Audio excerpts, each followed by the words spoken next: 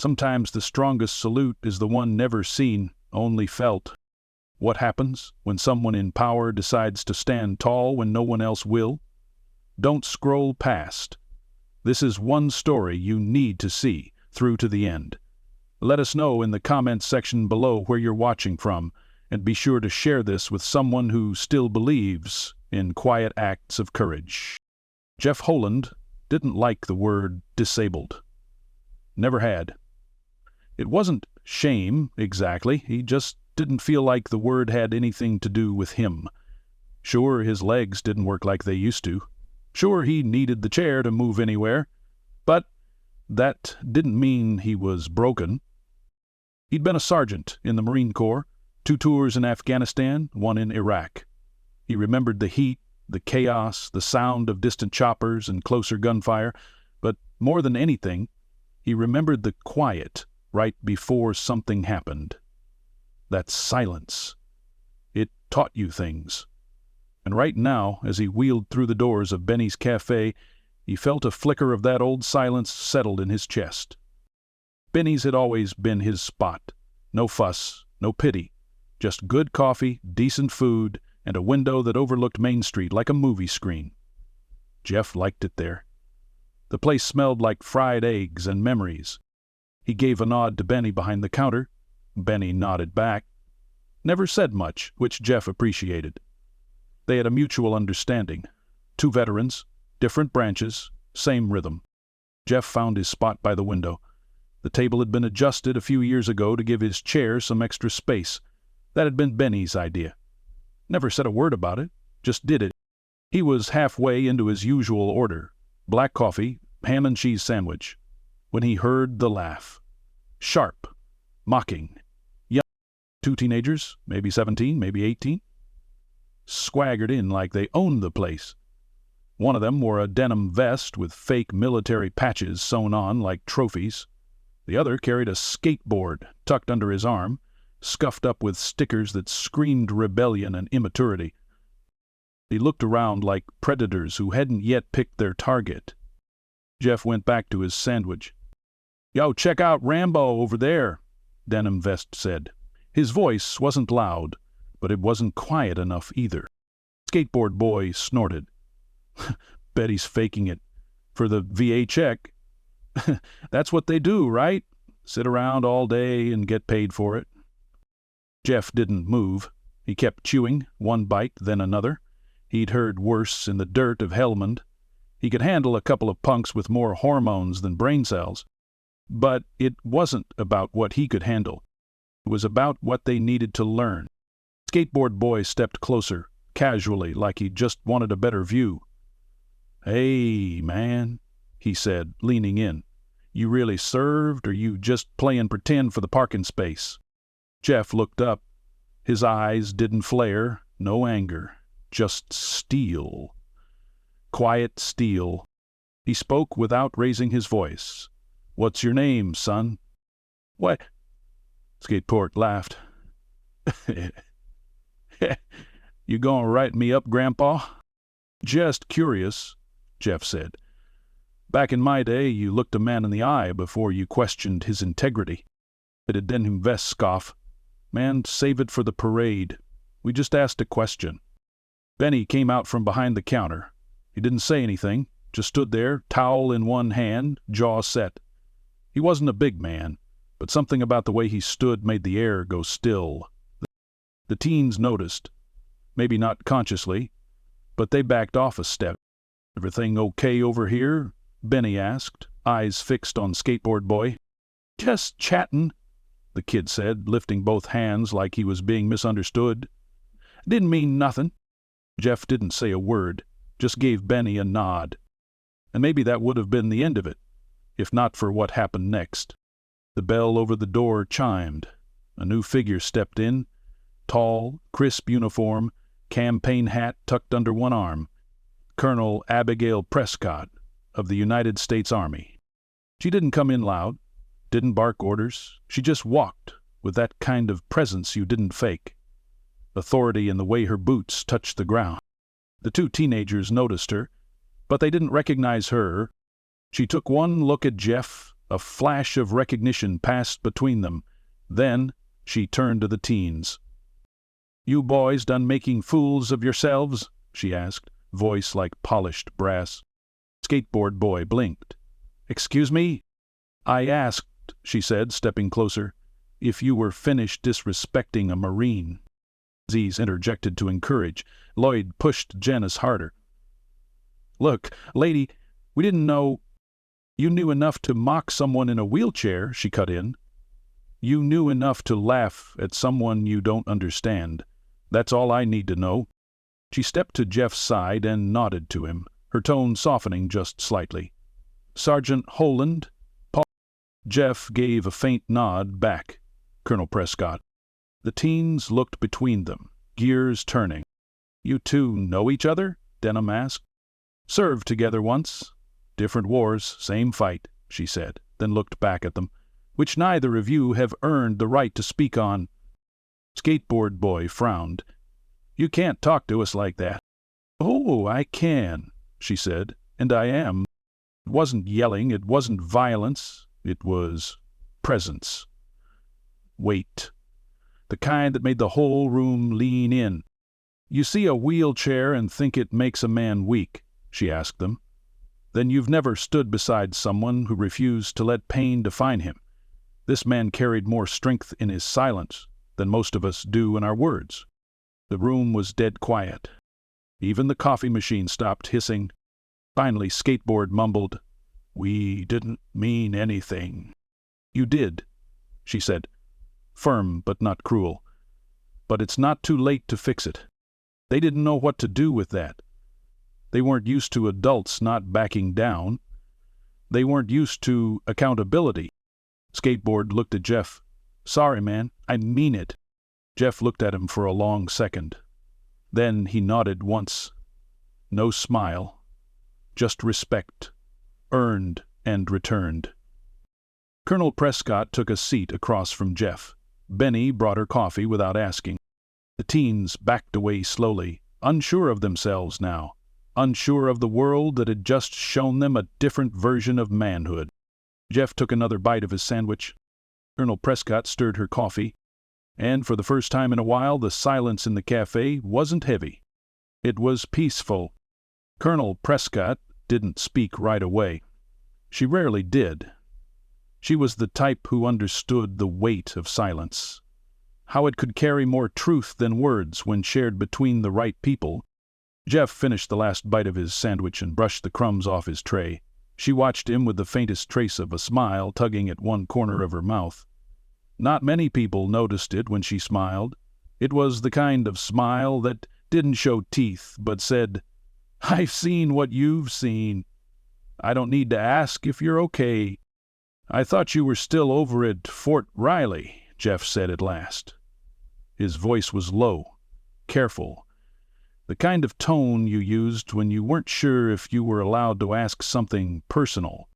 "I was," she replied, setting her coffee down. "I got reassigned to Joint Base Lewis M. Court 2 weeks ago. Decided to stop through here and visit an old friend." Jeff raised an eyebrow, not mocking, just curious. "And you picked this dump." "Didn't come for the ambience," she said. "Came for the company." Jeff gave a dry chuckle. "You always had a way with words." "I always had to," she said, stirring her coffee. "Especially when command kept shoving 1,000 problems my way and expecting them solved by breakfast." There was a moment then, thin, quiet, where both of them sat in the kind of stillness that veterans know. The stillness after a storm, when the world feels too quiet and your body's still waiting for the next boom. "You handled those kids well," Jeff finally said, nodding toward the door where the 2 teens had left. Abigail didn't look smug. "Didn't do it for them, did it for you, and Benny, and every kid in this town who's watching and doesn't know who to follow yet." Jeff looked down at his coffee, swirling the last bit in the cup. "I can take the hits." "I know," she said, her voice firm but kind. "But you shouldn't have to. Not every time." He didn't respond right away. Instead, he looked out the window. A woman walked by with a stroller, a teenage boy with a basketball, a man in work boots, adjusting a tool belt as he stepped into the hardware store across the street. Jeff had lived here for 10 years since his discharge. Quiet town, smaller problems. Most days were easy. Some days weren't. "Sometimes I think about leaving," he muttered, eyes still on the street. "Selling the place. Going somewhere with a bigger VA. More support. Less stairs." Abigail didn't move. "But you don't." "No," he said. I don't. Because deep down, you know something." Jeff's jaw tensed. "That I'd just be pushing the same chair through different sidewalks?" She shook her head. "That you still matter here." That stopped him. Not because he hadn't heard it before. He had. Therapists, support groups, VA pamphlets, all told him that. But when she said it, it didn't sound like a script. It sounded like she'd bled for it. "I still remember you at Ramadi," she said suddenly. "You pulled 2 guys out of a burning convoy while bleeding from your own leg. You don't remember that, do you?" Jeff blinked slowly. "Not all of it." "I do," she said. "Every detail. You didn't wait for backup. You didn't freeze. You moved." "That was war," Jeff said. "That's different." "No," she said, leaning in. "That's you. Don't you see? That's still you, even now." Jeff's throat tightened. He hated moments like this, the ones that dug under the armor. He could face down punks in pain, but this was the kind of conversation that got in your chest and stayed there. She didn't push, just sat back and gave him space. A few minutes passed before Benny came over with 2 fresh cups of coffee. He didn't speak, just set them down and walked away. Jeff looked at the steaming cup, then back at Abigail. "They ever thank you?" She raised an eyebrow. "Who? The brass? The politicians? The suits back home? Did they ever thank you for holding your ground?" She smirked. "Not in so many words. But I didn't do it for them." "Oh," he said. "You did." They both drank. There was something sacred about a cup of coffee between 2 veterans. It wasn't about the caffeine. It was about the ritual. A reminder that even broken bodies could still share warmth. After a while, Jeff's voice dropped again. "You think they'll come back?" Abigail didn't need to ask who. She already knew. "Maybe. Probably. That kind doesn't learn the first time." He nodded. "Then I'd better be ready. You don't have to do it alone." He looked up at her. There it was again, the thing that made her different. She didn't offer help like a charity. She offered it like a fellow soldier stepping into a trench beside you. "Besides," she added, "I've got leave time to burn, and a lot of pent-up energy from sitting through PowerPoint briefings." Jeff chuckled. "Well, I've got an extra key to the house, if you don't mind dog hair and too many newspapers." She smiled again, more fully this time. "It's good to see you, Jeff." He looked at her, really looked at her. "It's good to be seen." Outside, the wind picked up slightly. A pair of wind chimes on the cafe porch clinked together. Somewhere in the distance, a train horn called out across the valley. Inside Benny's cafe, 2 warriors sat shoulder to shoulder. Not in uniform, not on a battlefield, but still standing tall. Jeff didn't sleep much that night. The house was quiet. Too quiet. The ticking of the old wall clock felt louder than usual, and the hum of the refrigerator down the hall became a kind of steady percussion behind his thoughts. His wheelchair sat by the side of the bed, just where he'd left it. He stared at the ceiling for a long time, one arm resting behind his head, the other loosely gripping the dog tags that hung from the corner of the lamp. They weren't his, at least not originally. They had belonged to his best friend, Corporal Ray Torres, lost in a firefight outside Sangin in 2008. Jeff had carried them ever since. He turned his head slightly toward the open window.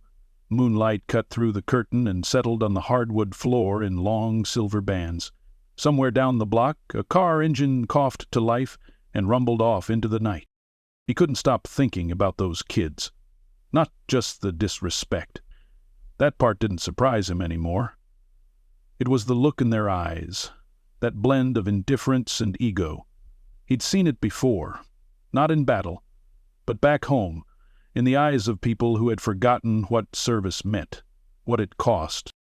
And yet, under it all, something else lingered. Not anger, anticipation. Because deep down, Jeff felt it. They weren't done. The next morning, Jeff wheeled himself down his driveway, the morning air thick with dew and the faint scent of diesel from the neighbor's work truck across the street. He paused at the mailbox, pulled it open, and scanned through the contents. Utility bill, a local flyer, something from the VA hospital reminding him of a checkup. He tucked the mail under his arm and turned back toward the house. And that's when he saw it. The flag was gone. The mount on the front porch, where the American flag had flown for years, stood empty. The screws still in place, but the pole missing. Jeff's stomach dropped. A few feet away, the remnants of the flagpole lay snapped in half on the grass, its top section crushed, the finial dented. And beneath it, soaked in what smelled like cheap beer, lay the flag itself. Jeff didn't move, didn't shout, just sat there, staring down at it. His fingers slowly tightened around the wheel rim. Inside the house, his phone buzzed. He ignored it. Only when a soft bark came from the side yard did he finally shift. Gunner, his aging Labrador, padded toward him, tail low, ears perked. Jeff reached down, touched the fabric with the edge of his hand, and gathered the flag gently, reverently, lifting it onto his lap. Some of the threads were frayed. It had weathered many storms, literal and otherwise. He wheeled himself back onto the porch, cradling the flag like something fragile. Inside, he laid it flat on the kitchen table and began the quiet task of folding it, his hands slow, deliberate, the old ritual etched into muscle memory. By the time Abigail arrived, he had already finished. She didn't say a word when she stepped through the door. She didn't need to. One look at Jeff's face told her everything. He handed her the folded flag, his eyes hard. "Last night." She nodded. "Cameras." Jeff pointed to a dusty corner shelf near the front door. "Old one's busted. Haven't replaced it yet." Abigail set the flag down gently and pulled out her phone. "I'll make a few calls." "You think they'll do anything?" Jeff asked. Abigail didn't answer immediately. She was scrolling through her contacts. "They'll have to." That afternoon they visited the station. Sheriff Merrick met them at the desk. He was polite, respectful, but behind his professionalism lay the same worn fatigue Jeff had come to expect from small-town law enforcement. Overworked, understaffed, and unsure how far to press when the kids involved had fathers with money and connections. Merrick sighed after hearing the details. "We'll do what we can, Jeff. I mean that." "I know you do," Jeff replied. "That's not what I'm worried about." Merrick met his eyes. "You think they'll escalate?" "I know they will." Abigail leaned on the counter. "How many complaints you got on them in the last year?" The sheriff hesitated. "Off the record?" "4. Nothing big. Property damage, a few fights. Always got someone to cover for him." "You think someone told them to come after him?" she asked. Merrick rubbed his temples. "I think they're used to doing whatever they want, and I think someone seeing a man like Jeff in a chair, wearing a Marine cap, made them feel small, and boys like that, when they feel small, they lash out." Jeff's voice was low. "I don't care why they did it. I just want it to stop." Merrick gave a nod. "I'll have a deputy swing by your place a few nights a week, just to keep eyes open." Jeff gave a tight smile. "Appreciate it." Back at the house, Abigail grabbed a notepad off the fridge and began writing. "What are you doing?" Jeff asked, wheeling into the kitchen. She tore off the page and handed it to him. Names of a few friends stationed nearby, Old command team, some MPs, a couple guys in cyber. If you're not going to replace that camera, I will. Jeff scanned the list. You calling in favors? No, she said. I'm building a perimeter. That night, Jeff sat by the window, flag back in place. This time inside, behind the glass. He didn't feel fear. He felt ready. Because now it wasn't just about him. It was about the principle, the uniform, the sacrifices behind it. And when you come after that, you cross a line. He leaned back slightly in his chair, hand resting near a folded copy of the local paper. The headline didn't say much, vandalism on Maple Drive, but the article didn't matter. Because the community had seen the headline, and whispers were already moving through town. Whispers of a veteran disrespected, and a colonel watching. The next few days in town were strange. Not loud, not dramatic, just different. People nodded a little longer when they passed Jeff on the sidewalk. A young cashier at the corner store insisted on carrying his groceries out, even though Jeff had told her he was fine. And the kids, those same ones who used to loiter on their bikes outside Benny's, had vanished like ghosts. It wasn't magic. It was something else. Something slower, deeper. Reverberation. Word had gotten out. Abigail had never called the press. She didn't have to. People talked. The picture of Jeff's shredded flag had found its way onto a local Facebook group, and someone, probably one of Benny's nieces, had added a simple caption. He fought for us, we stand for him.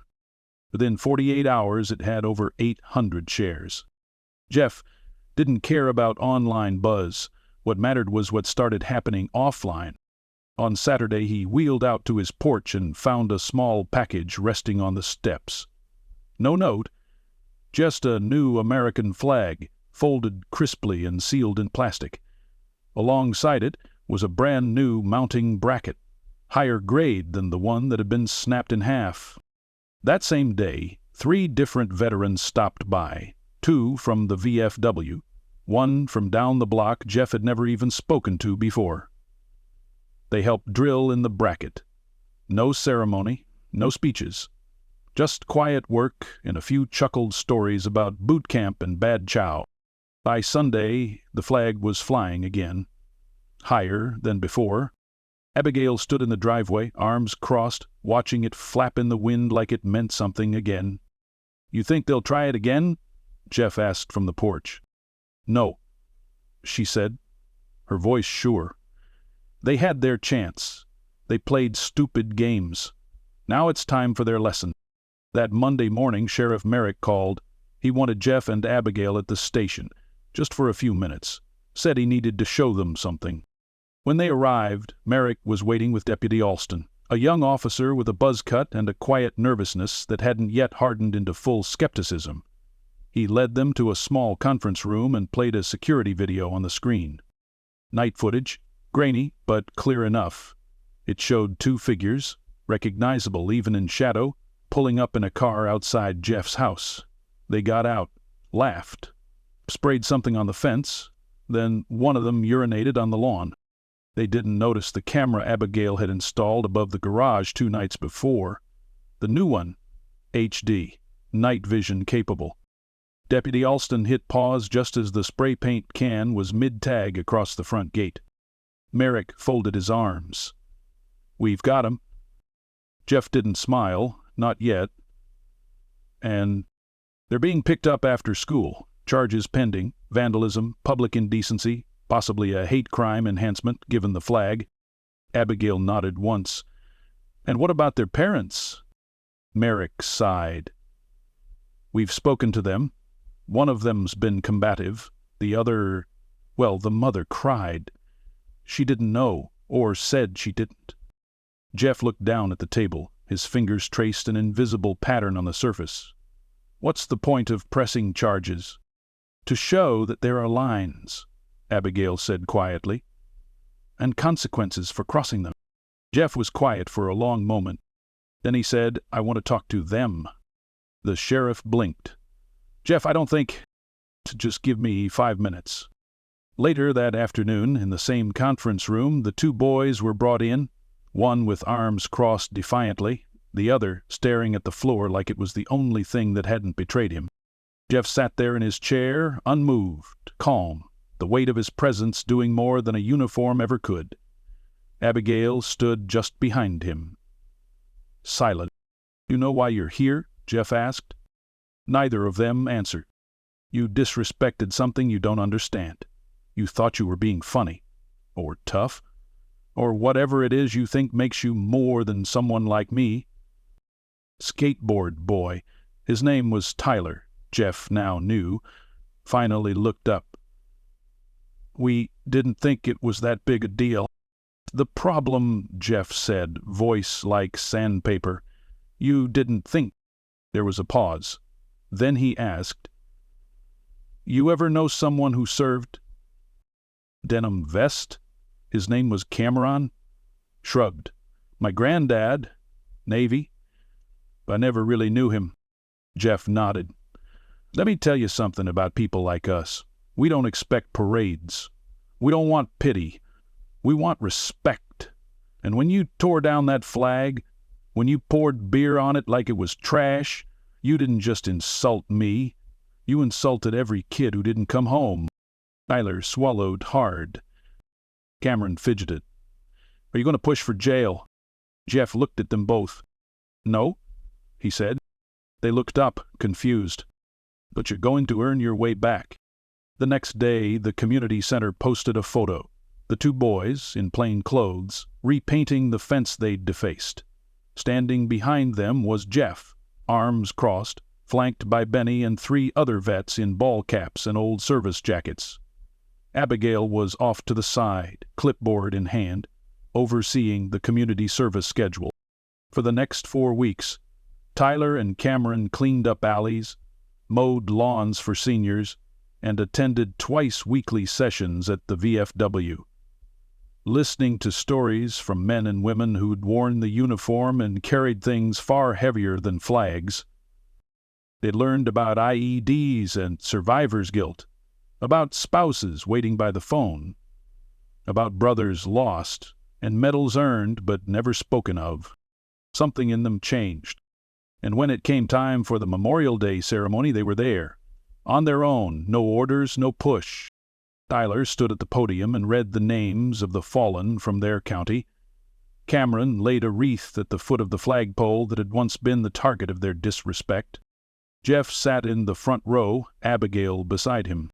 Neither spoke. But when the flag was raised, slow, crisp, reverent, they both stood. Yes, Jeff stood. It wasn't easy. He had braces locked at the knees and Abigail at one arm, but he rose, one foot then the other, back straight. The crowd didn't cheer. They didn't clap. They stood with him, full of him, and above, the flag caught the wind. It didn't just wave. It soared,